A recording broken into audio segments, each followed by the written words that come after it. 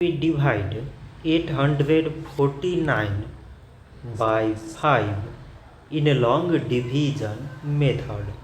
5 times 1 is 5. On subtracting, we get 3.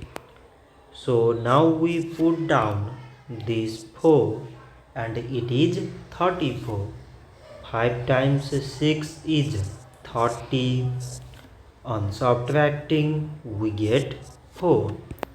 So again we put down this 9 and it is 49. 5 times 9 is 45. On subtracting, we get 4. So now we have no any other number to put it down. So we take here decimal so that we put 0.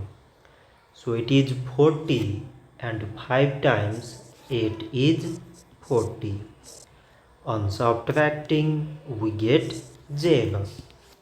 So 849 divided by 5 is 169.8. So this much for today and thanks for watching.